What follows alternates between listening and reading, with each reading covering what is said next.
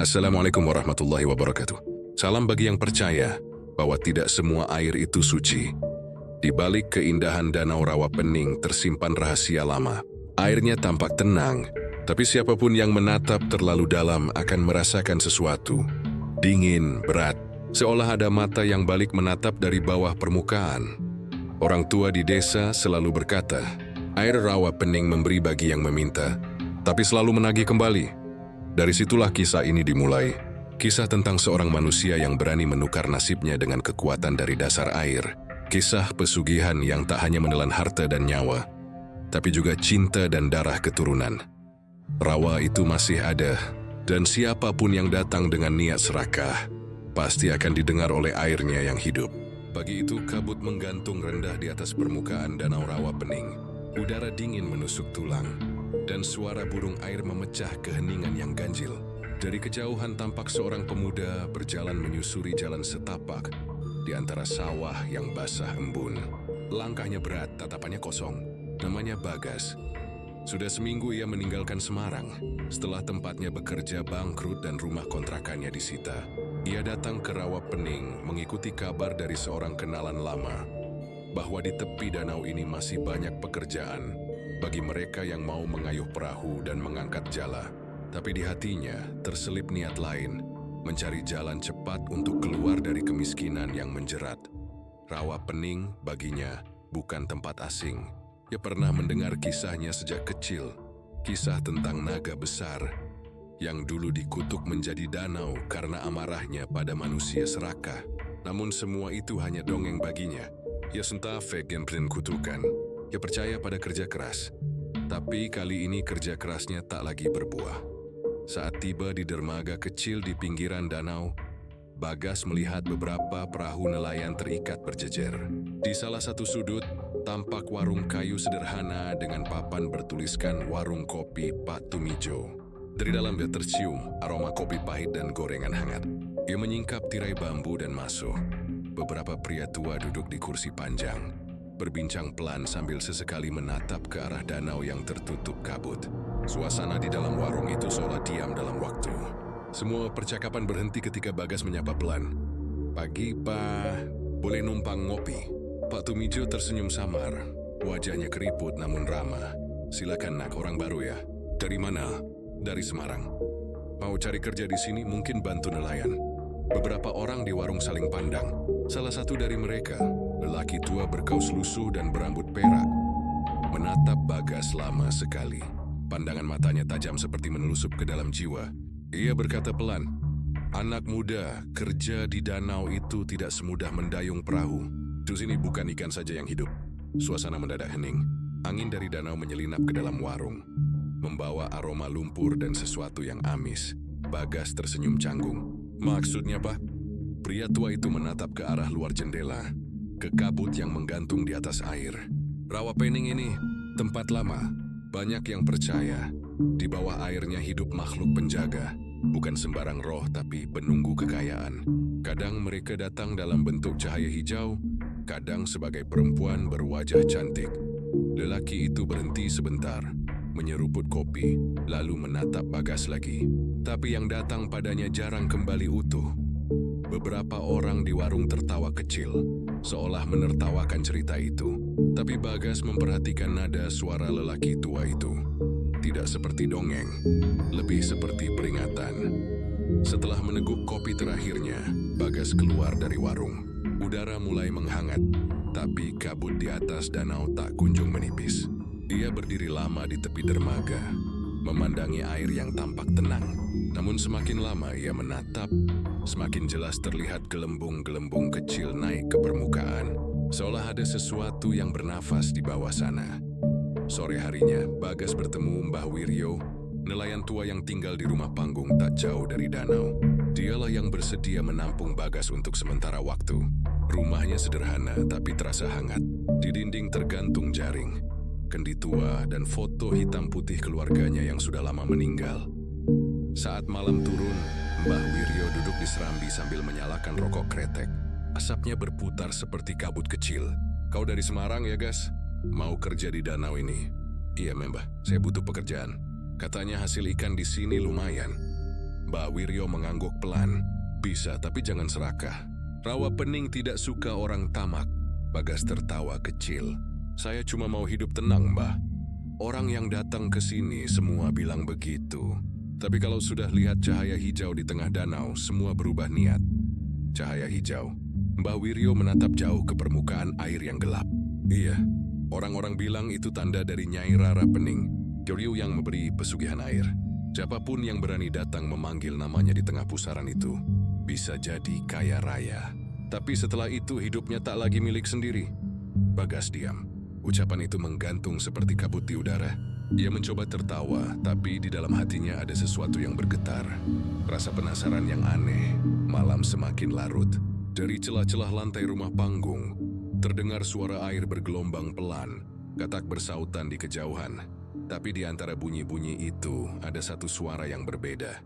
Seperti bisikan perempuan yang sangat pelan.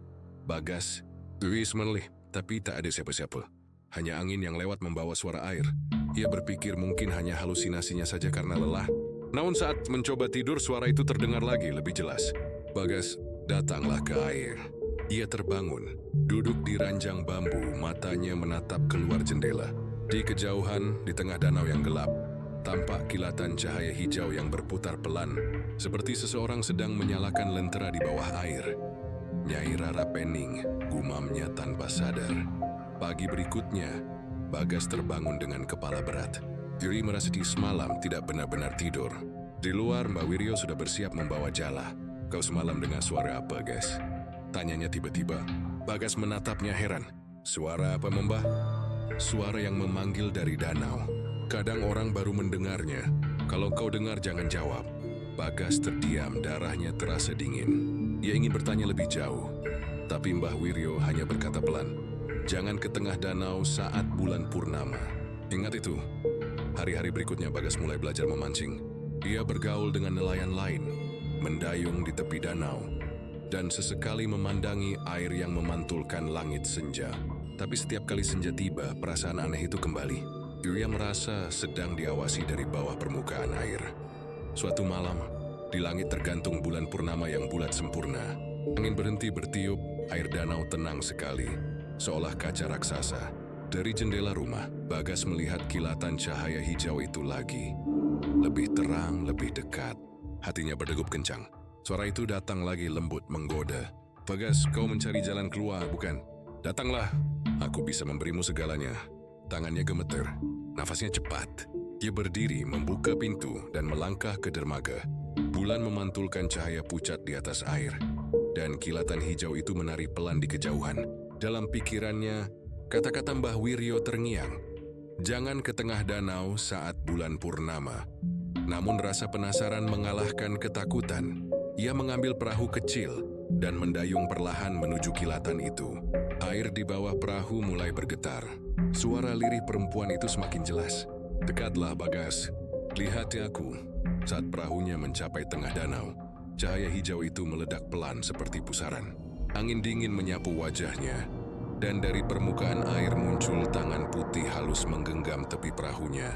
Di balik kilatan cahaya, sepasang mata berwarna zamrud menatapnya tajam dari bawah air.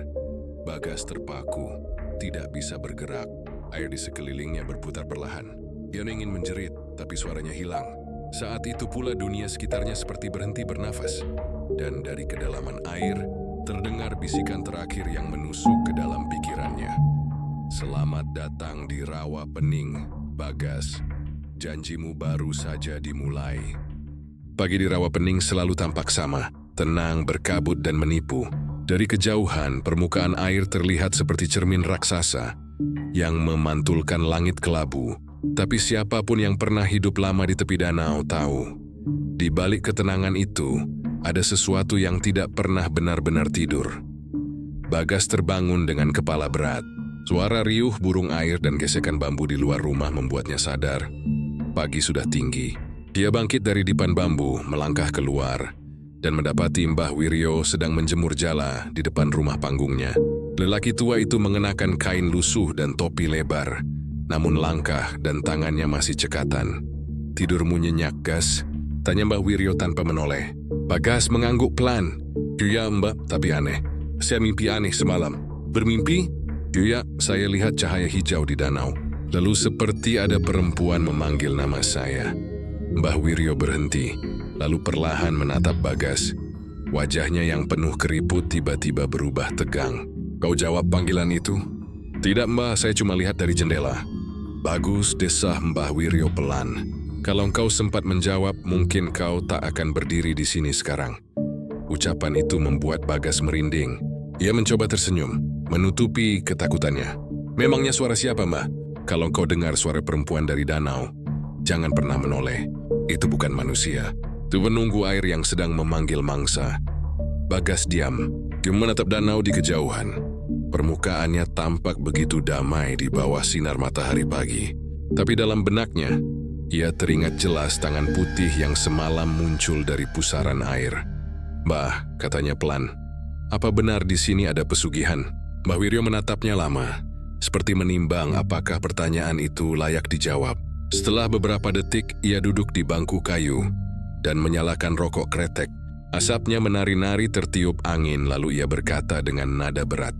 Pesugihan itu bukan mitos, Bagas, tapi juga bukan keberuntungan. Itu perjanjian. Di sini, di Rawapening, sudah sejak zaman dulu orang datang dengan niat serakah. Mau cepat kaya, mau disembah orang, mau punya emas dari lumpur. Mereka datang membawa sesajen, bunga, dan darah. Mereka memanggil Nyai Rarapening. Nama itu terdengar seperti mantra yang menggetarkan udara. Burung-burung di sekitar rumah mendadak diam. Nyai Rarapening? Ulang Bagas. Dia penghuni air sekaligus penjaga danau. Wujudnya perempuan cantik berambut panjang. Memakai selendang hijau, tapi matanya bukan mata manusia. Katanya dia pernah jadi manusia, dikutuk karena cinta dan amarah. Kini dia menunggu jiwa-jiwa yang mau menukar dirinya dengan kekayaan. Mbah Wiryo menarik napas panjang. Dulu ada anak muda seperti engkau juga, namanya Roni. Dia datang ke sini 2 tahun lalu, bilang ingin bantu nelayan. Tapi beberapa minggu setelah itu, dia mulai sering melamun, menatap air dan bicara sendiri. Katanya dia sudah dipilih. Kami tak tahu maksudnya sampai suatu malam, saat bulan penuh. Dia berangkat dengan perahu kecil ke tengah danau. Bagas menelan ludah. Lalu, keesokan paginya perahunya terapung kosong. Di atasnya cuma ada selendang hijau dan jari manusia. Sejak itu, tiap bulan purnama selalu terlihat cahaya hijau di tengah danau. Kami percaya itu Nyai memanggil korban baru. Hening menyelimuti udara. Hanya suara riak air dan desir angin melewati daun pisang. Bagas menunduk, pikirannya berkecamuk.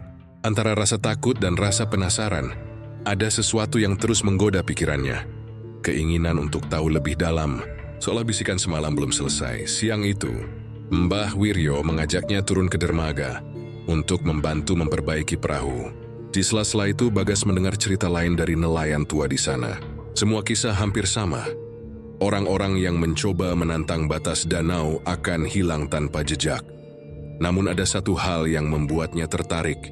Seorang nelayan bernama Tarman berkata, katanya, kalau kau punya niat kuat dan darah yang berani, Nyai bisa datang sendiri. Kau cukup bawa bunga 7 rupa, dupa dan segenggam tanah dari rumahmu. Letakkan di atas perahu, lalu panggil namanya 3 kali. Kalau dia suka, air akan menyala hijau. Dan kalau tidak suka, tanya Bagas. Tarman tertawa pahit. Kau akan tenggelam bahkan sebelum sempat menjerit. Malamnya, Bagas duduk sendirian di beranda rumah panggung, menatap air yang berkilau di bawah cahaya bulan separuh. Yui memikirkan kata-kata itu. Hidupnya hancur, hutang menumpuk, dan kini ia hanya punya tubuh serta tekad. Apa bedanya mati miskin dengan mati mencoba? Pikirnya pelan, tapi di balik pikirannya yang gelap ada rasa bersalah. Ia teringat pada Dina, kekasih yang dulu ia tinggalkan di Semarang. Dina selalu melarangnya mencari jalan aneh untuk kaya. Rezeki itu dari Tuhan, gas, katanya dulu, bukan dari makhluk air. Namun suaranya kini hanya gema jauh dalam kepala, kalah oleh bisikan lembut yang ia dengar setiap kali menatap danau. Beberapa hari berlalu, Rawapening tampak biasa saja, namun malam-malam Bagas semakin tidak tenang. Ia mulai bermimpi tentang perempuan berselendang hijau yang duduk di atas batu di tengah danau. Rambutnya menutupi wajah, suaranya lembut namun mengancam. Dalam mimpinya, perempuan itu berkata, Kau sudah kupanggil, Bagas, kenapa menolak panggilan air? Setiap kali terbangun, tubuhnya dingin seperti baru keluar dari air. Mbah Wiryo mulai menyadari perubahan itu. Suatu pagi ia memergoki Bagas berdiri di dermaga sambil memandangi danau lama sekali. Gas, katanya pelan, jangan melamun di situ. Air itu hidup. Kalau kau menatap terlalu lama, ia akan balik menatapmu. Bagas tertawa kecil tapi tawanya kering. Saya cuma lihat pantulan langit, Mbah. Langit tidak akan pernah kau lihat di air, hanya bayanganmu sendiri, jawab Mbah Wiryo tegas. Dan bayangan itu, kalau kau tidak hati-hati, bisa diambil. Bagas diam. Kata-kata itu terasa seperti ancaman sekaligus doa. Sore menjelang malam, hujan turun pelan.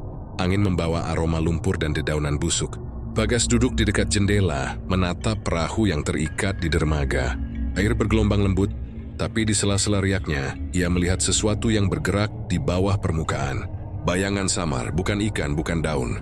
Seperti tubuh manusia yang melintas perlahan di dasar danau. Tiba-tiba, ia mendengar suara ketukan di pintu. Saat dibuka, ternyata Mbah Wiryo berdiri di sana dengan wajah pucat. Guys, malam ini jangan keluar rumah. Angin berubah, dan bulan akan penuh. Bagas menatap ke langit, melihat rembulan yang hampir bulat sempurna di balik awan. Kenapa, Mbah? Mbah Wiryo menatapnya lama sekali. Karena malam bulan purnama, batas antara dunia kita dan dunia air menipis. Apapun yang bernafas di bawah sana bisa memanggil kita. Kalau engkau dengar suara, jangan menjawab, jangan menoleh, dan jangan mendekat ke air. Ia menatap ke dalam mata Bagas, lalu menambahkan dengan suara nyaris berbisik, Rawa Pening bukan danau biasa, Gas. Ia hidup dari keserakahan manusia, dan kalau sudah menatapmu berarti ia sudah memilih. Setelah berkata begitu, Mbah Wiryo pergi ke kamarnya. Tapi malam itu Bagas tidak bisa tidur. Suara hujan makin deras, dan di tengah gemuruh air itu, terdengar sayup-sayup suara perempuan memanggil lagi. Suara yang sama lembut tapi menusuk. Bagas, air menunggumu. Ia menutup telinga, namun suara itu justru makin dekat. Dari celah jendela, cahaya hijau samar menembus tirai bambu. Dan entah kenapa, kali ini, bisikan itu terdengar seperti janji manis yang tak bisa ditolak. Malam purnama tiba di Rawa Pening. Langit bersih, hanya sesekali diselimuti kabut tipis yang turun dari gunung di kejauhan. Angin berhembus pelan membawa aroma tanah basah, dan air danau berkilau, seperti hamparan kaca hijau keperakan. Di rumah panggung tua itu, Bagas duduk di lantai dengan wajah gelisah. Suara jangkrik dan sesekali debur air menembus celah-celah dinding bambu. Ia sudah berjanji pada dirinya sendiri untuk tak keluar malam ini. Tapi bisikan itu datang lagi, lembut, memanggil dengan nada yang sama seperti mimpi-mimpi sebelumnya. Bagas, datanglah. Aku menunggumu di bawah cahaya bulan. Ia memejamkan mata, menahan nafas. Tapi semakin ia mencoba mengabaikan, semakin keras suara itu bergaung di dalam kepalanya. Suara itu bukan sekadar panggilan, tapi seolah menyentuh hatinya. Ada kehangatan aneh di dalamnya, seperti suara seseorang yang pernah ia kenal. Seseorang yang membuatnya ingin menatap, ingin mendekat.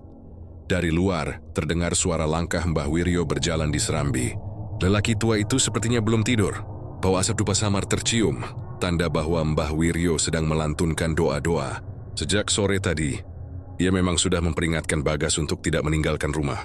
Tapi justru peringatan itulah yang membuat rasa penasaran Bagas semakin membara. Ia menatap keluar jendela. Bulan purnama tergantung sempurna di langit. Dan di tengah danau, seperti biasa, ada kilatan cahaya hijau yang berputar pelan. Namun kali ini cahaya itu lebih besar, lebih terang, seolah menembus kabut dan memanggil langsung ke arah rumah panggung.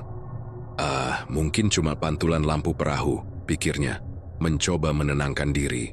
Tapi pikirannya berkhianat. Dia tahu di malam purnama, tak ada satupun nelayan yang berani mendayung perahu. Semua orang menutup rumah, menyalakan dupa, dan berdiam dalam doa.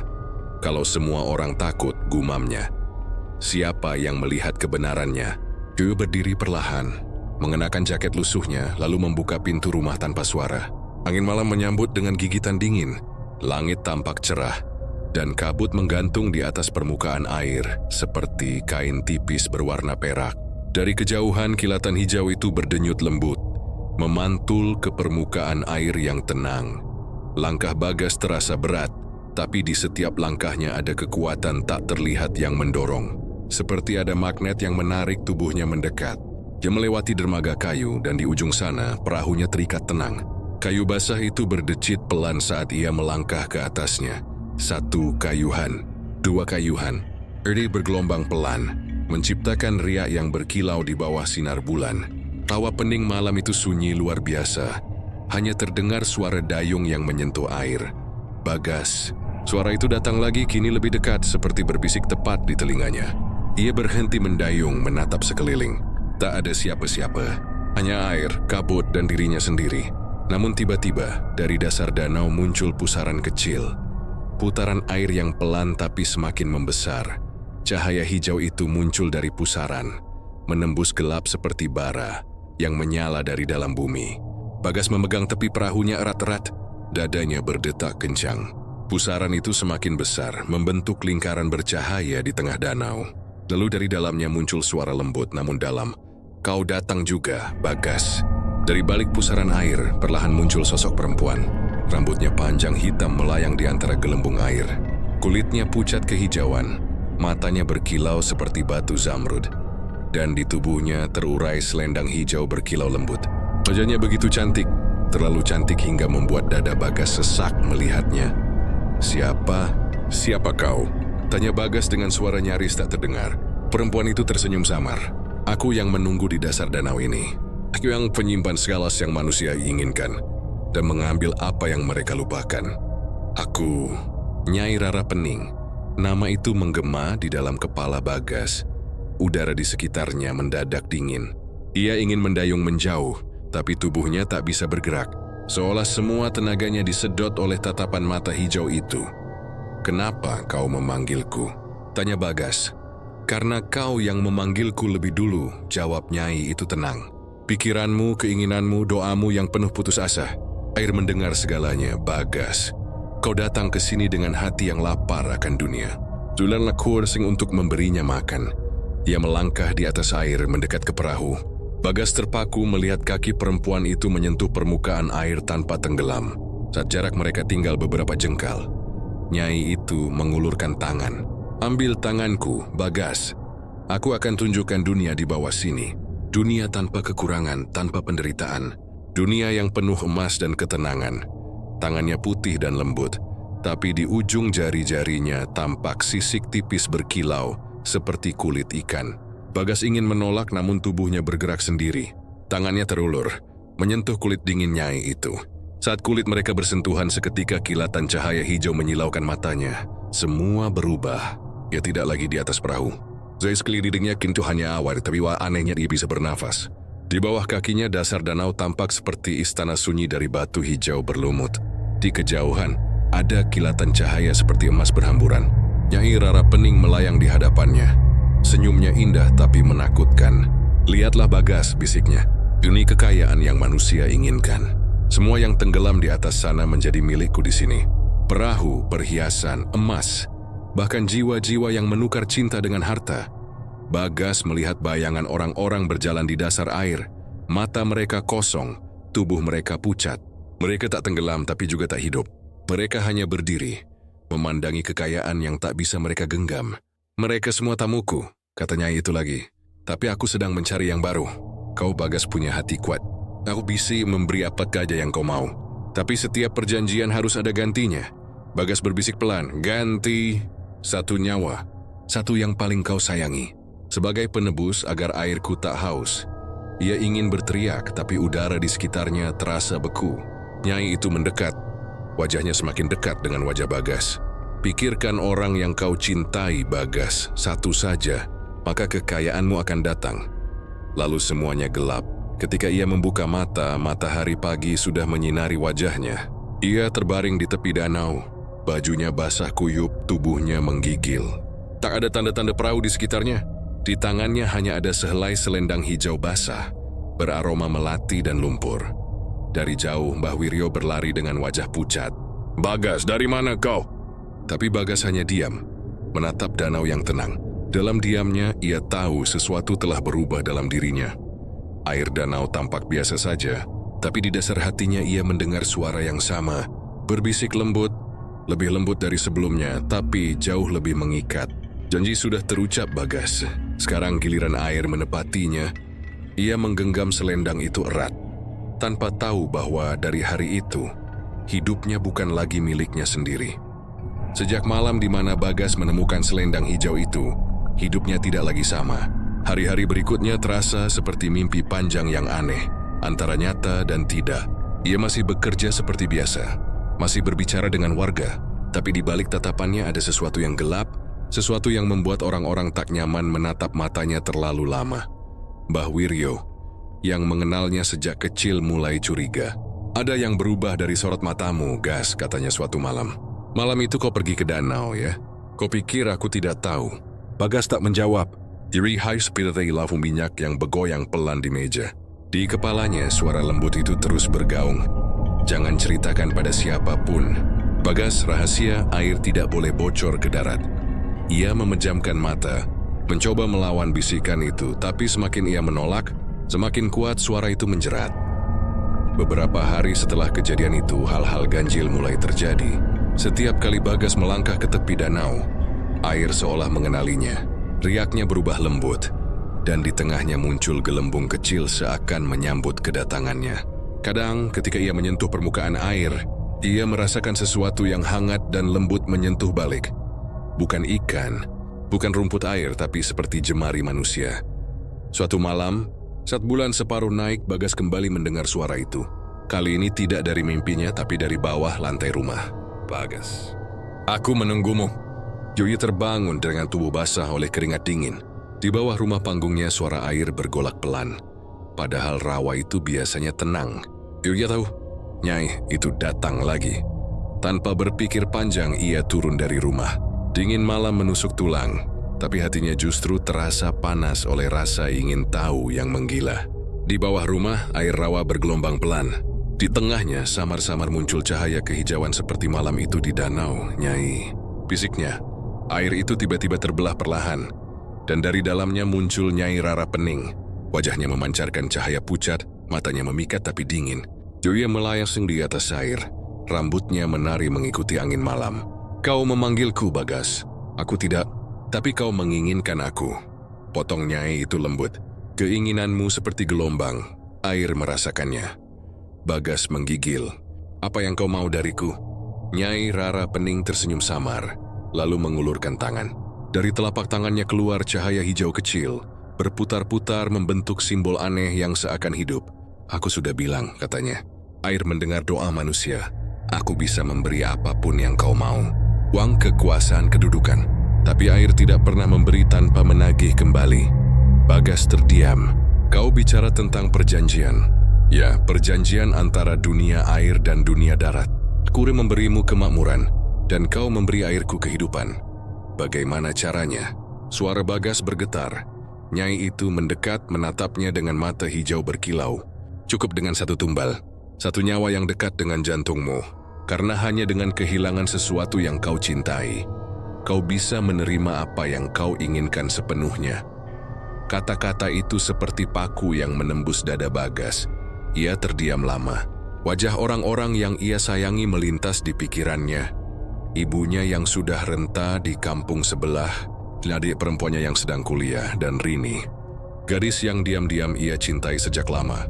Aku tidak bisa, katanya akhirnya. Kau sudah bisa, jawabnya itu pelan. Kau hanya belum sadar. Air di sekitarnya tiba-tiba bergolak. Dari dasar rawa muncul gelembung-gelembung besar. Dan di antaranya terlihat bayangan wajah-wajah manusia. Mereka menatap dengan mata kosong, seperti meminta tolong. Mereka dulu juga berkata begitu, bisiknya itu. Tapi pada akhirnya air selalu menagih janji. Bagas menunduk, tubuhnya gemetar. Nyai itu mengangkat tangannya. Dan dari sela jari-jarinya keluar benda kecil berkilau. Sebuah batu hijau sebesar telur burung. Berdenyut pelan seperti jantung. Pegang sini, katanya. Ini adalah penanda perjanjianmu. Simpan di tempat yang dekat dengan darahmu. Jangan kau menginginkan siswaro, cukup sebutkan dalam hati. Air akan mendengarkan. Bagas memandang batu itu, lalu perlahan mengulurkan tangan. Begitu kulitnya menyentuh permukaan batu, seketika tubuhnya terasa hangat. Dan di kepala muncul suara-suara samar, tawa, tangis, bisikan-bisikan yang datang dari segala arah. Joyo menjerit kecil, tapi Nyai itu menatapnya tenang. Itu bukan kutukan Bagas, katanya lembut. Itu suara air. Mereka yang tenggelam menjadi bagian dari kekuatanku. Sekarang kau sudah salah satu di antara mereka. Cahaya di tubuh Nyai Rara Pening perlahan meredup. Sebelum lenyap, ia berbisik. Ingat Bagas, jangan pernah menolak saat waktunya tiba. Air akan menagih dengan caranya sendiri. Dan begitu saja ia menghilang dalam pusaran air. Bagas berdiri lama di tepi rawa. Batu hijau itu kini ada di tangannya. Hangat berdenyut pelan. Dalam kebingungannya, ia memasukkannya ke dalam saku jaket. Tapi sejak malam itu, dunia seolah berubah. Keesokan paginya, kejadian aneh menimpa Bagas. Seorang lelaki kaya dari Semarang yang dulu sering menolaknya bekerja, tiba-tiba datang ke rumah dan menawarkan kontrak besar untuk proyek perahu wisata di Rawa Pening. Tanpa tahu kenapa Bagas langsung diterima sebagai pengelola. Uang datang dengan mudah, orang-orang mulai menghormatinya. Dalam hitungan minggu, hidupnya berubah drastis. Namun setiap malam ketika ia menatap permukaan air, bayangan wajah Nyai Rara Pening selalu muncul di antara riak-riak. Kadang ia tersenyum, kadang matanya merah menyala. Suatu malam ia bermimpi berada di tengah danau lagi. Nyai itu datang dalam bentuk lebih indah dari sebelumnya. Ia mengenakan selendang hijau panjang yang berkilau seperti cahaya bulan. Bagas, katanya lembut, kau sudah mulai merasakan kekuatanku. Tapi jangan lupa, air tidak pernah memberi tanpa menagih. Bagas mencoba berbicara, tapi suaranya lenyap. Batu itu, lanjut Nyai itu, adalah tanda hidupmu terikat padaku. Setiap keberuntungan yang kau dapatkan akan menimbulkan bayangan. Dan ketika bayangan itu menebal, saat itulah air akan datang untuk menagih satu jiwa. Bagas terbangun dengan nafas tersengal. Batu hijau di sakunya bergetar pelan, seperti bernapas. Ia mengeluarkannya dan terkejut melihat cahaya hijau samar memancar dari dalam batu. Hari berganti minggu. Semakin kaya Bagas, semakin sering mimpi itu datang. Sampai suatu malam Rini, gadis yang ia cintai, datang ke rumahnya membawa makanan. Ia tersenyum lembut. Tidak tahu apa-apa tentang perubahan aneh pada diri Bagas. Tapi saat pandangan mereka bertemu, batu di saku Bagas berdenyut kencang, dan di kepalanya terdengar suara Nyai Rara Pening berbisik pelan. Air sudah memilih. Waktunya hampir tiba Bagas. Bagas terdiam. Tangannya bergetar saat menerima makanan dari Rini. Ia berusaha tersenyum, tapi di dalam dadanya, rasa takut dan penyesalan mulai tumbuh. Apapun yang ia lakukan setelah ini sudah terlambat. Sebab perjanjian sudah diucapkan, dan air tak pernah lupa menagih janjinya. Sudah seminggu sejak Rini datang ke rumah Bagas malam itu. Dan sejak malam itu pula, mimpi-mimpi Bagas berubah menjadi neraka yang hidup. Setiap kali ia memejamkan mata, ia melihat Rini berdiri di tengah danau dengan gaun putih yang perlahan memerah. Wajahnya tenang, tapi matanya kosong seperti boneka yang tak bernyawa. Di belakangnya, Nyai Rara Pening berdiri, tersenyum lembut sambil melambaikan selendang hijau. Air sudah memilih, bisiknya lagi. Satu jiwa untuk satu kemakmuran. Setiap kali terbangun, Bagas menjerit. Tubuhnya basah oleh keringat. Dan dari sakunya, batu hijau itu terus berdenyut. Kadang memancarkan cahaya samar yang menembus kain celana. Ia mencoba membuangnya ke danau. Tapi entah kenapa setiap kali bangun tidur, batu itu selalu kembali ke dalam sakunya.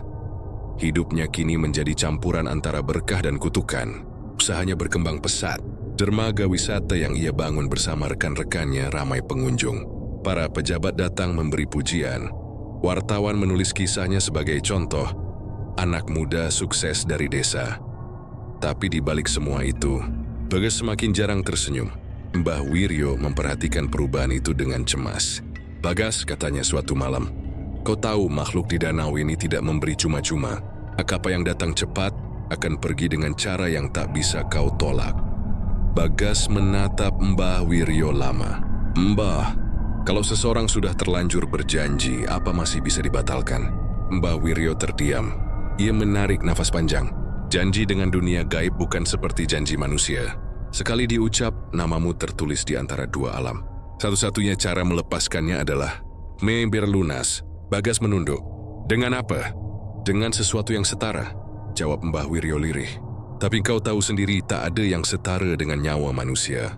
Bagas membisu. Suara Nyai Rara Pening bergema lagi di kepalanya, lembut namun tegas. Waktumu hampir tiba, Bagas. Air menunggu tumbalnya. Hari-hari berikutnya, Bagas mulai kehilangan kendali atas dirinya. Jurido semarasi muda lueng. Baikam kadang yang berbicara sendiri. Orang-orang di desa mulai berbisik. Mereka bilang Bagas kena sawan, ada yang bilang ia kesurupan. Tapi tak seorang pun berani menegurnya. Semua tahu ia kini orang berada. Dan orang kaya di desa sering diselimuti hal-hal yang tak boleh ditanyakan. Suatu malam, hujan turun deras. Petir menyambar di kejauhan, dan angin bertiup kencang dari arah danau. Bagas duduk di teras memandangi hujan yang menimpa permukaan air. Batu hijau di tangannya berdenyut pelan, semakin cepat setiap kali petir menyala. Tiba-tiba dari balik hujan, terdengar suara langkah kaki. Rini datang membawa payung. Wajahnya basah oleh air hujan. Bagas, kau kenapa? Orang-orang bilang kau jarang keluar rumah. Bagas menatapnya lama. Ada sesuatu yang aneh dalam sorot matanya, antara rindu, takut, dan rasa bersalah. Rini, katanya pelan, kalau kau tahu aku sudah membuat kesalahan besar, apa kau masih mau dekat denganku? Rini tersenyum tipis. Kesalahan bisa ditebus, Gas, asal kau mau jujur. Kata-kata itu membuat dada Bagas terasa sesak. Kemogo ingin berteriak, ingin berkata bahwa Rini harus pergi, bahwa sesuatu yang mengerikan sedang menunggu di bawah danau. Tapi suaranya tercekat. Di dalam kepalanya suara Nyai Rara Pening muncul lagi. Jangan melawan. Air sudah menagih. Malam ini, darah dari darat harus turun ke air. Batu di tangan Bagas tiba-tiba membara. Sakitnya seperti bara menembus kulit. Ia menjerit, menjatuhkan batu itu ke lantai. Tapi dari batu itu muncul kabut hijau yang perlahan berubah menjadi bayangan wajah Nyai Rara Pening. Bagas, suaranya lembut tapi dingin. Tumbal sudah di hadapanmu. Rini menatap sekeliling, ketakutan. Siapa yang bicara? Bagas memegang kepalanya, matanya memerah. Pergi Rini, cepat pergi dari sini. Namun langkah Rini terhenti. Kakinya berat seolah tertanam di tanah. Dari bawah rumah terdengar suara air yang bergolak keras. Seperti ada sesuatu yang sedang naik ke permukaan. Angin menerpa dari arah danau, membawa bau amis lumpur dan bunga melati. Nyai Rara Pening muncul di depan mereka berdua. Tidak sepenuhnya nyata, tapi cukup jelas untuk membuat Rini menjerit ketakutan. Wajahnya cantik luar biasa, tapi di matanya ada kekosongan yang mematikan. Bagas, katanya manis, tumbal dari darat sudah di hadapanmu. Janji harus ditepati. Bagas jatuh berlutut memohon. Nyai, jangan. Jangan dia. Ambil aku saja. Nyai itu tersenyum lembut. Kau tak bisa menawarkan apa yang sudah milikku, Bagas. Jiwa darat tidak bisa menukar dirinya sendiri. Yang hidup menukar yang hidup. Itu hukum air. Rini menatap Bagas dengan mata penuh air mata. Gas, apa yang kau lakukan? Bagas menangis, tubuhnya gemetar. Aku tak tahu. Saya hanya ingin hidup lebih baik. Nyai Rara Pening melayang mendekat. Selendangnya berkibar pelan, mengeluarkan cahaya hijau yang menyelimuti tubuh Rini. Tenanglah anak manis. Jeri hanya mengambil apa yang dijanjikan. Rini berteriak, tapi suaranya terhenti tiba-tiba. Tubuhnya kaku, matanya kosong. Dari bawah rumah, air mulai naik perlahan, membentuk pusaran hijau yang menelan bayangan mereka berdua. Bagas mencoba menarik Rini, tapi semakin ia berusaha, semakin kuat arus itu menarik ke bawah. Ia menjerit sekuat tenaga, namun suaranya tenggelam bersama derasnya hujan dan gemuruh air. Dalam kekacauan itu, Nyai Rara Pening menatapnya sekali lagi. Tatapan yang indah namun menghancurkan. Janji telah ditepati, Bagas. Sekarang kekayaanmu sempurna. Lalu semuanya gelap. Ketika Bagas sadar, ia sudah terbaring di pinggir danau, tubuhnya basah dan dingin. Hujan telah reda. Di sekelilingnya hanya sunyi, kecuali suara kata dan gemerice air. Dia melihat ke tangannya. Batu hijau itu kini retak, tapi dari retakan itu keluar cahaya lembut. Di permukaan danau, ia melihat sesuatu mengapung. Gaun putih Rini berlumur lumpur, perlahan tenggelam bersama buih-buih kecil. Bagas menjerit histeris. Dia berlari ke air, mencoba menyelam, tapi tubuhnya ditolak oleh arus. Seolah danau itu menutup dirinya sendiri dari manusia darat. Malam itu, Bagas kehilangan sebagian dari dirinya. Namun anehnya, keesokan harinya berita menggembirakan datang. Proyek wisata barunya disetujui oleh pemerintah. dan uang dalam jumlah besar ditransfer ke rekeningnya. Semua berjalan sesuai janji Nyai Rara Pening. Tapi di balik keberhasilan itu, hatinya kosong. Dia tahu setiap sen dari uang itu adalah harga dari nyawa Rini. Setiap kali ia menyentuh uang itu, ada rasa dingin merayap dari ujung jari ke dada. Mbah Wiryo datang menemuinya beberapa hari kemudian. Dia tak berkata apa-apa, hanya menatap wajah Bagas lama lalu menghela napas berat. Air sudah menagih, Gas, tapi ingat selama kau masih hidup air belum selesai. Jadi Hasomin menuntut lagi dan lagi sampai waktumu habis. Bagas hanya menunduk. Ia tahu sejak malam itu ia bukan lagi manusia biasa. Jurnal sedih bagian dari rawa, bagian dari perjanjian yang tak bisa diputus. Dan di setiap malam purnama, dari tengah danau rawa pening, cahaya hijau itu kembali muncul. Berputar perlahan, seperti mata yang mengawasi, menunggu tumbal berikutnya dari darat. Sejak malam di mana Rini lenyap di telan pusaran hijau, kehidupan Bagas tidak lagi sama. Ia masih berjalan, masih berbicara, masih tertawa bila harus di depan orang.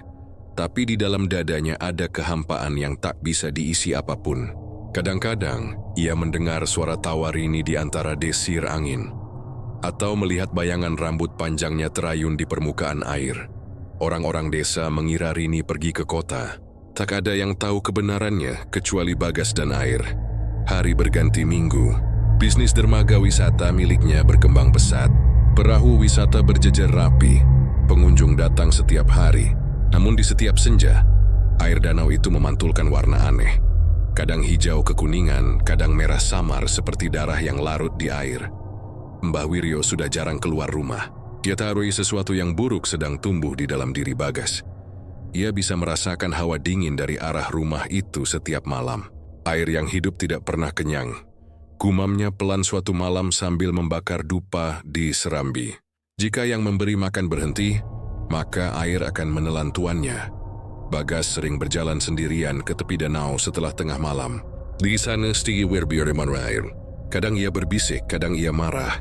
Kadang ia berlutut, memohon agar Rini dikembalikan. Tapi jawaban yang datang selalu sama. Suara lembut dari dasar danau, menenangkan sekaligus menakutkan. Jangan menangis, Bagas. Air sudah menyatu dengan darahmu. Kau bukan lagi manusia yang sama. Kau adalah bagian dari kami. Kadang ia melihat bayangan Nyai Rara Pening di antara kabut, duduk di atas air dengan selendang hijau yang terurai panjang. Kadang ia melihat Rini berdiri di sampingnya, diam tanpa suara, hanya menatap dengan mata kosong.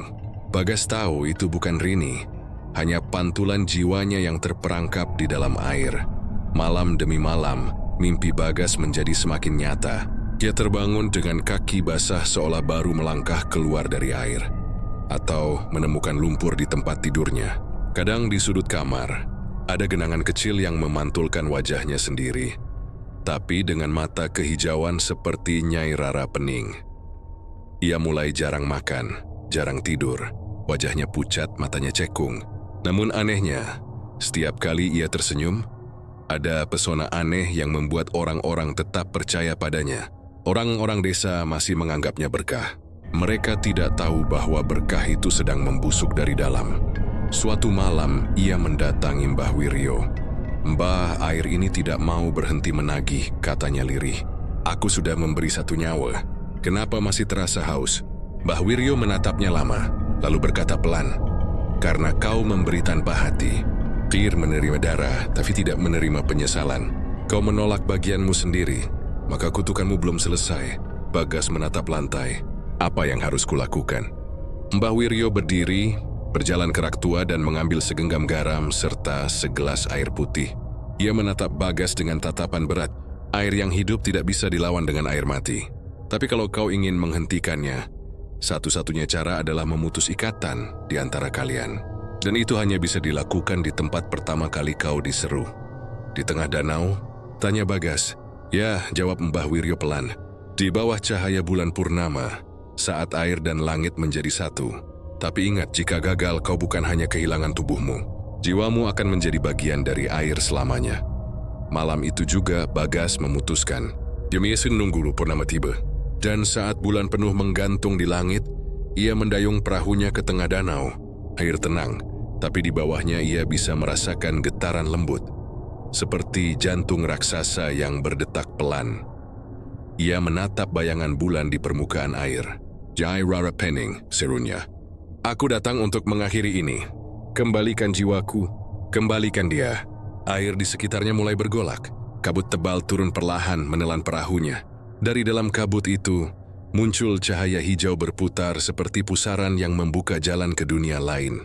Suara lembut terdengar dari bawah air, semakin lama semakin jelas. "Bagas, kenapa kau melawan?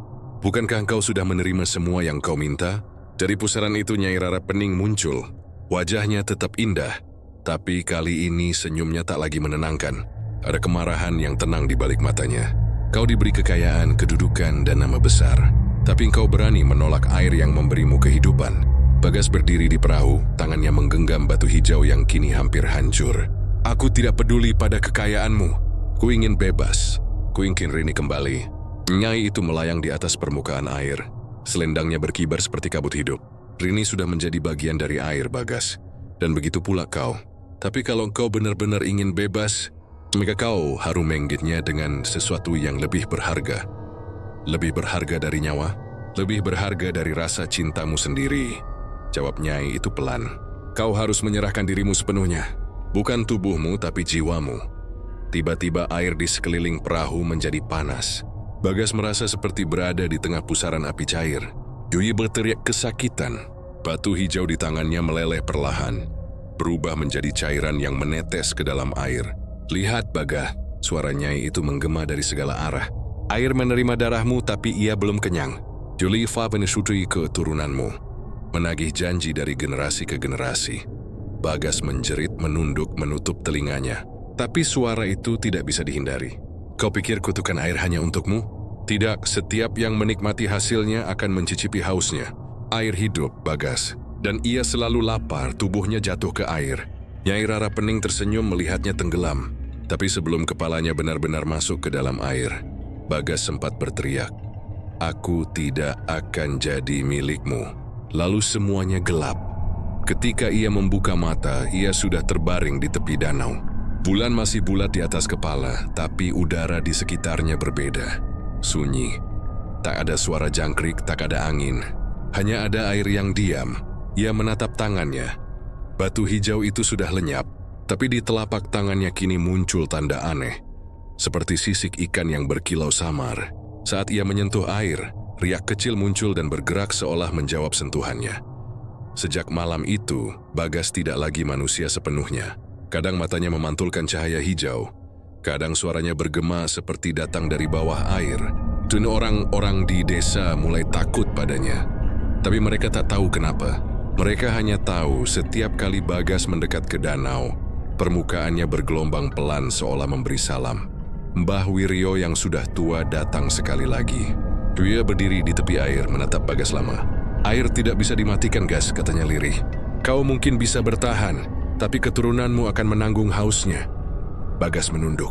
Air di tepi kakinya memantulkan wajahnya sendiri. Tapi bukan wajah manusia, melainkan sesuatu yang lain. Matanya hijau, kulitnya pucat, dan di sudut bibirnya ada senyum samar seperti milik Nyai Rara Pening. "Air hidup di dalam darah," gumamnya. "Dan darah tidak pernah kering." Sejak itu, orang-orang desa percaya bahwa setiap purnama, di tengah rawa pening muncul sosok lelaki berdiri di atas air. Wajahnya mirip Bagas, tapi matanya berwarna hijau, menatap ke darat dengan senyum samar. Mereka bilang, itu bukan hantu, melainkan penjaga rawa. Penjaga perjanjian yang belum selesai. Dan di bawah air, jauh di dasar danau, Nyai Rara Pening masih menunggu. Ia tahu di berakhir, karena air yang hidup tak mengenal kematian. Ia hanya berpindah dari satu darah ke darah lain, dari satu nama ke nama berikutnya. 12 tahun telah berlalu sejak malam purnama terakhir yang menelan nama Bagas dari dunia manusia. Desa di tepi rawa pening telah berubah. Perahu wisata semakin banyak, rumah-rumah tumbuh di pinggir air, dan orang-orang tak lagi banyak bicara tentang hal-hal gaib. Tapi ada satu rumah yang tetap sepi terkunci, ditumbuhi lumut di dindingnya. Rumah peninggalan Bagas. Dari rumah itu, hanya satu anak yang pernah keluar. Namanya Aruna, anak perempuan Bagas dan Rini yang dulu masih bayi ketika ibunya lenyap. Kini ia beranjak remaja, berusia 16 tahun. Wajahnya mirip Rini, lembut dengan mata hitam yang dalam. Tapi di mata itu tersimpan kilau kehijauan samar, seperti pantulan cahaya air. Orang-orang desa menganggap Aruna aneh. Ia jarang berbicara, jarang bermain. Kadang ia duduk di tepi rawa sendirian berjam-jam, menatap air tanpa ekspresi. Ada yang bilang ia bicara dengan bayangan. Ada pula yang bersumpah melihat ikan-ikan besar mengitari tempat ia duduk, seolah melindunginya. Aruna tinggal bersama Mbah Wiryo, yang kini semakin renta. Ia tidak pernah bercerita tentang ayah dan ibunya, tapi ia tahu sesuatu. Kadang di malam tertentu, ia memanggil Aruna dengan suara lirih, membacakan doa-doa lalu memercikkan air garam ke sekeliling rumah. Air bisa membawa rezeki tapi juga dendam, katanya. Kau harus belajar menahannya, nak. Jangan biarkan air di dalam dirimu menguasai hatimu. Aruna tak sepenuhnya mengerti. Dia hanya tahu bahwa setiap kali hujan turun, ia bisa mendengar bisikan-bisikan halus dari dalam rawa. Suara perempuan yang lembut memanggil namanya, Aruna. Tidak melupakan darahnya. Datanglah, lihatlah wajahmu yang sebenarnya. Awalnya ia mengabaikan suara itu, tapi semakin lama bisikan itu menjadi lebih kuat. Kadang muncul di tengah malam, kadang ketika ia menyentuh air sumur, dan setiap kali ia melihat bayangan di air. Bayangan itu tersenyum padanya, bukan dengan wajahnya sendiri, tapi dengan wajah seorang perempuan cantik berbusana hijau. Suatu malam, ketika hujan turun deras, Aruna bermimpi. Ia berdiri di tengah rawa, dan dari bawah air muncul tangan-tangan yang terbuat dari kabut, mengangkatnya perlahan. Di antara kabut itu muncul seorang perempuan cantik berwajah lembut, mengenakan selendang hijau berkilau. Aruna, darahmu adalah darah air. Sudah saatnya kau mengenali asalmu. Siapa kau? Tanya Aruna dalam mimpi itu. Aku Nyai Rara Pening, penguasa air ini. Kau adalah titipan kami di dunia manusia. Datanglah ke danau saat bulan purnama. Setelah air dan langit bersatu, kau akan tahu siapa dirimu. Ketika Aruna terbangun, tubuhnya basah kuyup seolah baru keluar dari air. Dari pergelangan tangannya, meneteskan air bening meski hujan telah berhenti. Ia ketakutan, tapi rasa penasaran di hatinya lebih besar. Hari-hari berikutnya, Aruna mulai mengalami hal aneh. Setiap kali ia marah atau sedih, air di sekitar rumah bergolak. Sumur tua di belakang rumah memancar tanpa sebab. Kendi air tumpah meski tak tersentuh. Bahkan suatu kali ketika ia menangis, hujan turun deras hanya di atas rumah mereka. Sementara rumah tetangga tetap kering. Mbah Wiryo tahu waktunya hampir tiba. Ia mendatangi kamar Aruna dengan wajah cemas. Aruna, katanya pelan, kau harus tahu kebenarannya sebelum air memanggilmu sepenuhnya. Ia kemudian bercerita tentang ayahnya, Bagas, dan pesugihan di Rawa Pening, tentang bagaimana Rini dikorbankan, dan bagaimana Bagas terjerat menjadi bagian dari air yang hidup. Aruna mendengarkan dengan mata membesar, hatinya bergetar hebat. Jadi, ayah masih hidup di dalam air? Mbah Wiryo mengangguk pelan. Hidup, tapi bukan sebagai manusia. Ia menjadi penjaga perjanjian. Dan kau Aruna, kau adalah bagian dari ikatan itu. Aruna menunduk, matanya basah. Kalau begitu, aku harus menemuinya. Jangan nak, kata Mbah Wiryo cepat. Sekali kau menatap wajahnya di bawah air, kau tak akan bisa kembali sepenuhnya sebagai manusia. Namun larangan itu hanya menambah rasa ingin tahunya. Beberapa malam kemudian, bulan purnama naik perlahan di langit. Kabut lembut melingkari rawa, dan udara terasa aneh, dingin tapi lembut. Aruna keluar diam-diam dari rumah, mengikuti bisikan yang kini terdengar jelas di telinganya. Langkahkan kakimu ke air, Aruna. Kami menunggumu. Jemersin diarus lumpur nauket pirawa. Airnya tampak tenang, tapi memantulkan cahaya bulan seperti kaca hidup. Di sana ia melihat sesuatu. Bayangan seorang lelaki berdiri di tengah danau menatapnya. Wajah itu samar, tapi ia tahu itu ayahnya. Bapak, bisiknya lirih. Bayangan itu tersenyum, lalu mengulurkan tangannya.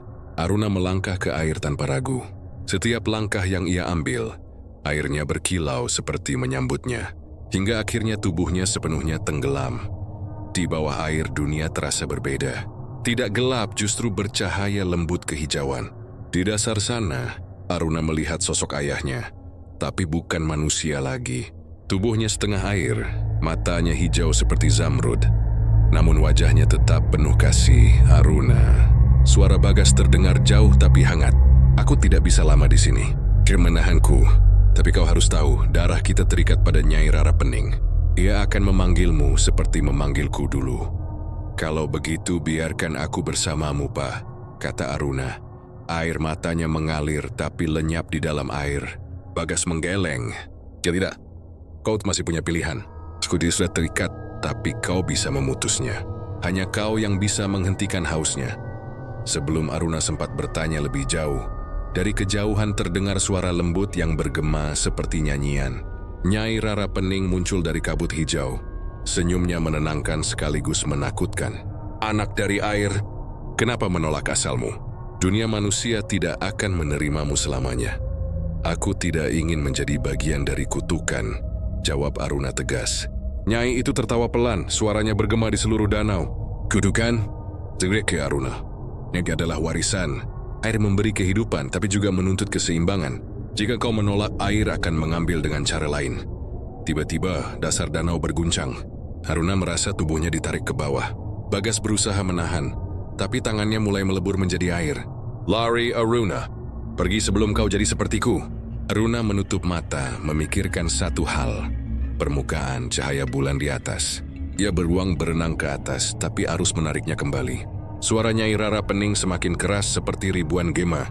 Kau akan kembali, anak dari air. Dunia di atas tidak akan tenang tanpamu. Dengan sisa tenaga, Aruna menembus permukaan air. Diam-diam terbatuk keras, tubuhnya menggigil. Saat membuka mata, ia sudah di tepi rawa, terbaring dengan pakaian basah dan lumpur di wajah. Mbah Wiryo berlari menghampiri, menatapnya lega tapi juga takut. Kau sudah ke sana ya?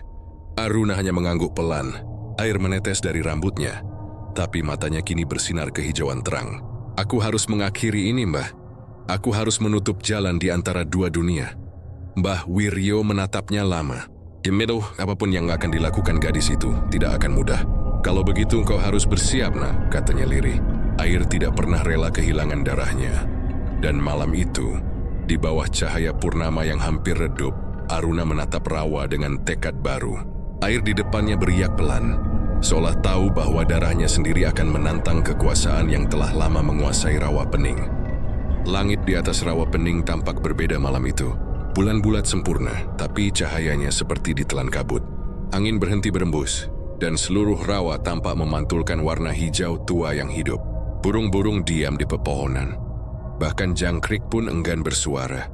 Di depan rumah tua peninggalan ayahnya, Aruna berdiri dengan mata yang tak lagi hitam, melainkan kehijauan lembut. Di tangannya tergenggam kendi tua yang diberikan Mbah Wiryo. Kendi yang berisi air garam suci dan abu dupa dari hutan keramat. Ini satu-satunya yang bisa menahan kekuatan air hidup, kata Mbah Wiryo waktu menyerahkannya. Tapi ingat Aruna, yang kau lawan bukan hanya Nyai Rara Pening. Kau akan berhadapan dengan darahmu sendiri. Aruna hanya mengangguk. Kalau aku tidak melawan, kutukan ini akan terus berjalan. Kalau begitu, kata Mbah Wiryo dengan suara bergetar, semoga roh ibumu melindungimu malam ini. Aruna menatap danau yang hitam di hadapannya. Julia bisa merasakan sesuatu bergerak di bawah air. Sebuah tarikan halus yang tak terlihat, seperti tangan yang memanggil dari dalam. Julia tahu Nyai Rara Pening menunggunya. Ia melangkah ke air tanpa ragu. Setiap langkah menimbulkan riak kecil yang berkilau. Udara di sekitar berubah dingin menggigit. Tapi ia terus berjalan, hingga seluruh tubuhnya tenggelam. Di bawah air, dunia lain terbuka. Langit berubah menjadi hijau berkilau, seperti kaca cair. Di dasar rawa berdiri istana kristal air yang melayang. Dindingnya berdenyut pelan, seperti makhluk hidup. Dari kejauhan, suara nyanyian halus terdengar, melantun dalam bahasa yang tak pernah dikenal manusia. Di tengah istana itu berdiri Nyai Rara Pening, berbusana hijau tua. Rambutnya mengalir seperti sungai hitam yang hidup. Matanya menatap lembut, tapi di balik tatapan itu ada kekuasaan yang tak bisa ditentang. Kau datang juga, anak dari air. Suaranya menggema di sekeliling. Kau datang bukan sebagai tamu, tapi sebagai penantang. Aruna menatapnya tanpa gentar. Aku datang untuk mengakhiri ikatan ini. Ayahku sudah cukup menanggung akibatnya. Biarkan darah ini berhenti padaku. Nyai Rara Pening tersenyum samar. Kau ingin melawan kodratmu sendiri. Cair tidak bisa berhenti mengalir Aruna. Ia hidup dari kehidupan, ia menelan karena ia memberi. Kau pikir manusia bisa hidup tanpa air? Begitu juga air tanpa manusia. Kalau begitu, biarkan air hidup tanpa darahku. Tidak bisa, suara Nyai itu bergetar lembut tapi kuat. Darahmu adalah bagian dari aliran. Jika kau menutupnya, rawa ini akan mati. Dan jika rawa mati, seluruh kehidupan di sekitarnya akan layu. Aruna terdiam sejenak. Kata-kata itu seperti belati, tapi di matanya ada keyakinan. Rawa ini tidak akan mati. Yoni akan hidup tanpa harus haus darah manusia. Juga akan membersihkannya dari kutukanmu. Nyai Rara Pening tertawa pelan, dan seluruh istana air bergetar. Kalau begitu buktikan anakku. Lihat apakah darah manusia bisa melawan darah air. Ia mengangkat tangannya. Seketika air di sekeliling Aruna berubah menjadi pusaran besar. Dari dasar rawa muncul sosok-sosok makhluk air. Tubuh mereka seperti manusia tapi berkulit sisik. Matanya bersinar kehijauan. Mereka mengitari Aruna dengan tatapan tajam. Aruna menggenggam kendi di tangannya, membuka penutupnya, dan mencipratkan air garam ke sekeliling. Riak besar muncul, membuat makhluk-makhluk itu berteriak kesakitan. Tubuhnya menguap menjadi kabut. Tapi setiap kali satu menghilang, dua lainnya muncul menggantikannya. Kau menggunakan air mati untuk melawan air hidup? Nyai Rara Pening tersenyum dingin. Itu hanya akan membuat mereka lapar. Pusaran besar menggulung, menarik Aruna ke tengah. Joye terombang ambing di dalam arus yang kuat, tapi matanya tetap fokus pada Nyai Rara Pening. Ia menutup mata, memusatkan pikiran. Dalam hatinya ia memanggil nama ayahnya. Ayah, jika kau masih mendengar suaraku, bantulah aku. Dari kegelapan dasar rawa muncul cahaya samar. Sosok Bagas perlahan naik ke permukaan. Tubuhnya separuh air, separuh manusia. Suaranya bergema di dalam air. Anakku, jangan takut. Ingat darahmu juga darah manusia. Air hanya bisa menguasai jika hatimu tunduk padanya. Kata-kata itu membuat Aruna membuka mata. Ia menatap Nyai Rara Pening dengan tekad penuh. Aku bukan bagian dari air. Aku adalah batasnya. Ia mengangkat kendi tinggi-tinggi dan memecahkannya ke batu karang di dasar rawa. Dari pecahan kendi itu, air garam bercahaya putih menyebar cepat seperti kabut suci. Suara Nyai Rara Pening berubah menjadi pekikan nyaring. Kau bodoh. Kau menghancurkan keseimbangan dunia. Air di sekeliling bergolak hebat. Di sana air bergetar retak dan pecah menjadi serpihan cahaya. Aruna terhempas oleh gelombang kuat, tapi ia terus melafalkan doa yang diajarkan Mbah Wiryo. Setiap kata yang ia ucapkan membuat cahaya putih menyebar, menghapus bayangan hijau yang menyelimuti dasar danau. Nyai Rara Pening menjerit, tubuhnya mulai memudar. Namun di tengah jeritannya ia menatap Aruna dengan mata penuh rahasia. Kau menang hari ini Aruna, tapi air tidak pernah mati. Sinjine berpindah. Suatu hari darahmu akan kembali ke sini. Dengan cara yang tidak kau duga. Dengan itu tubuh Nyai Rara Pening berubah. Menjadi kabut air yang perlahan menghilang. Menyatu dengan rawa. Runa terkulai, tubuhnya lemah. Di sampingnya, sosok Bagas mendekat, wajahnya damai. Kau telah melakukan hal yang tak bisa kulakukan, nah. Kau telah membebaskan darah kita. Aruna menatapnya, air mata mengalir perlahan. Apakah kau akan pergi sekarang, Pak? Bagas mengangguk, senyum tipis di wajahnya. Air yang tenang kini bisa tidur. Jagalah daratan, Aruna. Jangan biarkan manusia kembali memperdagangkan darahnya untuk kekayaan. Tubuhnya kemudian berubah menjadi gelembung-gelembung kecil yang melayang ke atas, pecah dan lenyap dalam cahaya bulan yang menembus air. Aruna menatap ke atas mengikuti arah cahaya itu, lalu berenang naik dengan sisa tenaga. Saat ia mencapai permukaan, bulan purnama tepat di atasnya. Tapi cahayanya kini jernih, tidak lagi hijau. Beberapa hari kemudian, warga desa menemukan Aruna terbaring di tepi rawa, pingsan tapi hidup. Ketika ia membuka mata, ia sudah berada di rumah Mbah Wiryo. Mbah tua itu tersenyum lemah. Kau berhasil, nak. Airnya tenang. Tak ada lagi bisikan, tak ada lagi korban. Aruna tersenyum kecil. Tapi di dalam hatinya ia tahu sesuatu masih tersisa. Malam-malam berikutnya ia masih sering mendengar suara lembut dari air. Bukan lagi memanggil, tapi bernyanyi pelan. Lagu sedih yang terdengar seperti ucapan terima kasih. Namun setiap kali ia menatap air, ia bisa melihat sesuatu. Bayangan wajah Nyai Rara Pening yang tersenyum samar. lalu menghilang perlahan seolah berkata, "Air memang tenang, tapi ia tidak pernah benar-benar tidur." Aruna menatap permukaan rawa itu lama, lalu berbisik, "Kalau kau datang lagi, aku siap menemuimu. Tapi kali ini bukan sebagai anak dari air, melainkan penjaganya." Angin berhembus pelan. Rawa Pening bergoyang lembut, seolah menjawab. Dan sejak malam itu, tak ada lagi kisah pesugihan di Rawa Pening. Tapi orang-orang masih percaya, di setiap purnama di permukaan air kadang muncul riak berbentuk perempuan muda berambut panjang, berjalan di atas air dengan langkah tenang. Mereka menyebutnya Aruna, penjaga air, keturunan terakhir dari darah yang pernah haus kekayaan dan akhirnya menemukan kedamaian. Apakah kamu ingin saya lanjutkan ke bab 9? Rawa yang tenang tidak selalu mati, yang menjadi bab penutup dan berisi epilog tentang masa depan Aruna dan rahasia terakhir Rawa Pening. Kiwanda bilang, "Ya, bertahun-tahun telah berlalu sejak malam, di mana cahaya hijau terakhir lenyap dari permukaan Rawa Pening. Desa di tepi danau kini ramai, penuh warna dan kehidupan. Wisatawan datang silih berganti, tertawa di atas perahu yang mengelilingi air tenang itu. Tak ada lagi kisah pesugihan. Tak ada lagi bisikan pada malam purnama. Tapi orang-orang tua di desa masih menundukkan kepala setiap kali menatap air, seolah tahu bahwa di balik ketenangan itu ada sesuatu yang masih hidup, mengamati, menunggu." Aruna kini bukan lagi gadis remaja. Joye telah menjadi perempuan dewasa, dikenal sebagai penjaga danau. Ia tinggal di rumah kayu kecil di tepi air, mengajarkan anak-anak desa cara menghormati alam, menjaga kebersihan, dan berdoa sebelum melaut. Orang-orang menghormatinya, tapi juga segan, karena di mata Aruna masih ada sesuatu yang tak bisa dijelaskan, kedalaman yang tak dimiliki manusia biasa. Kadang di malam purnama, ia masih berjalan ke tepi rawa.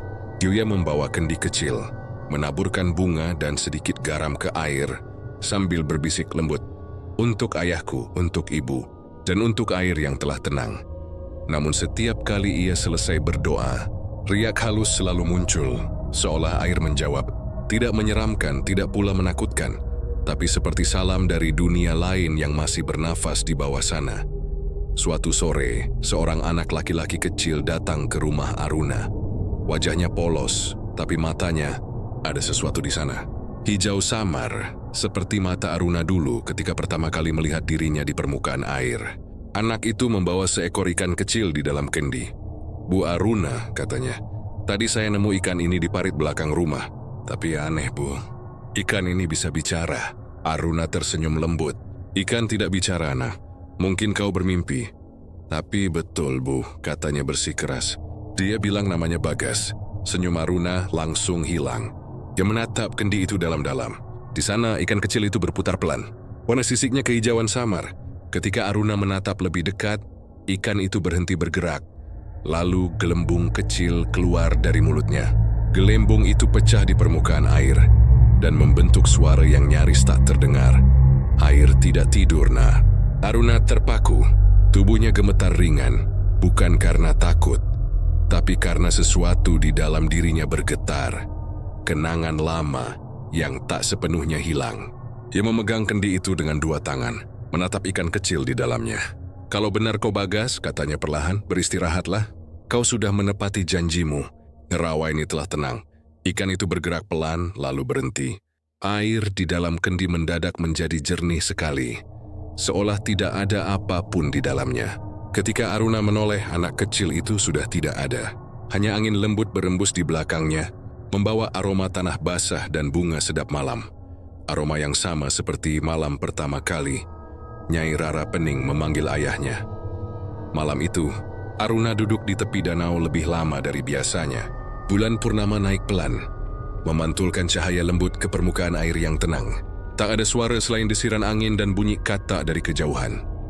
Dalam keheningan itu, suara lembut terdengar, jauh dari bawah air. "Aruna!" Jerry menoleh. Kiri depannya beriak pelan, dan dari sana muncul siluet perempuan berambut panjang, berpakaian hijau muda.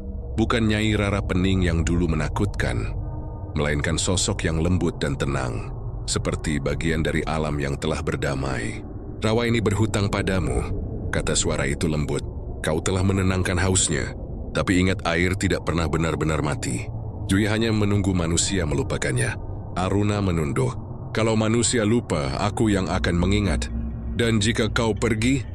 Kalau aku pergi, katanya pelan, aku akan menitipkan ingatan itu pada anak-anak yang mencintai air, seperti aku mencintai ayahku. Sosok perempuan itu tersenyum, lalu perlahan menghilang ke dalam kabut. Rawa Pening kembali tenang. Tahun-tahun berlalu lagi. Aruna menua dengan damai. Dia tetap tinggal di tepi rawa, menulis catatan tentang sejarah tempat itu. Dalam catatannya, ia tidak pernah menyebut kata pesugihan, hanya menulis, Rawa Pening adalah air yang hidup.